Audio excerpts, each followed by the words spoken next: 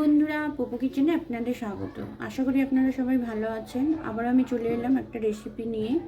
তো শীতকাল পড়েই গেছে, আর শীতকাল মানে নানা রকম খাওয়া দাওয়া। তো এরকমই একটা রেসিপি নিয়ে আমি চলে এলাম, যেটা শীতকালে ভালো লাগে, যেমন গাজরের হালুয়া।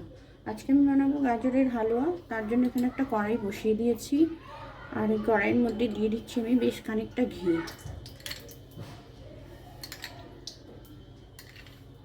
4-5 চামচ ঘি আমি দিয়ে দিলাম। ঘিটা গরম হয়ে গেছে, আর এখানে আমি নিয়েছি গ্রেট করা গাজর 1 বাটি। তো গাজরটা আমি এবার ঘিয়ের মধ্যে দিয়ে দেব।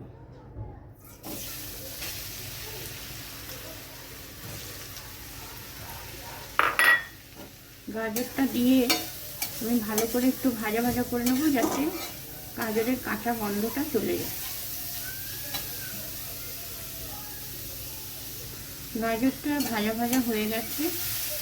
এবার আমি এতে দিয়ে দেবো, এখানে আমি 1/2 লিটার দুধ একটু ঘন করে ফুটিয়ে রেখেছি, এটা আমি দিয়ে দিচ্ছি।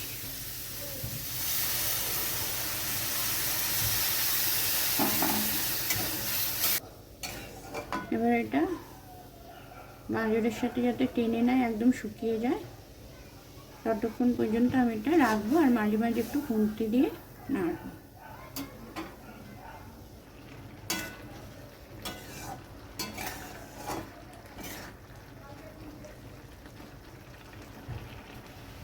অনেকটাই শুকনো শুকনো ভাব হয়ে এসছে।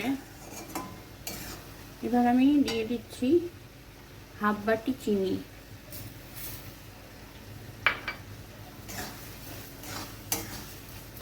চিনিটা দিয়ে আবারও ভালোভাবে নেড়ে নেব খুন্তি দিয়ে, চিনিটা যাতে মেল্ট হয়ে যায়।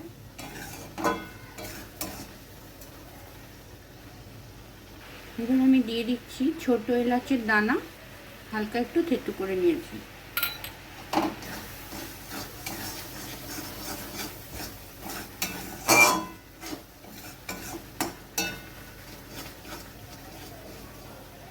এবার আমি দিয়ে দেবো এতে 3-4 চামচ মতো কনডেন্স মিল্ক।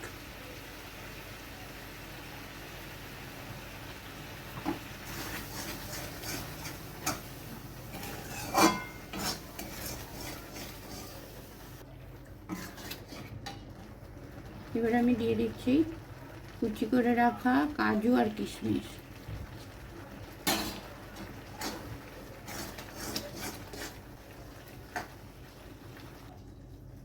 বন্ধুরা, হালুয়া আমাদের রেডি। এরকম হালুয়া যদি থাকে, বাচ্চাদেরও খাওয়ানো যায়, বড়রাও খেতে পারে। বাচ্চাদের এরকম হালুয়া খাওয়ালে ওদের শরীরের পক্ষেও ভালো। এবার গ্যাসটা অফ করে আমি এটা নামিয়ে নিচ্ছি। তো বন্ধুরা, চটজলদি বানিয়ে নিলাম দুর্দান্ত স্বাদের গাজরের হালুয়া, যেটা সবার জন্য খুবই উপকার। এর মধ্যে কাজু কিশমিশ সব কিছু দেওয়া আছে, তার মধ্যে একটা হচ্ছে গাজর। গাজর তো খাওয়া খুবই ভালো শরীরের পক্ষে। তো কেমন লাগলো আপনারা জানাবেন। আজকের মতো টাটা।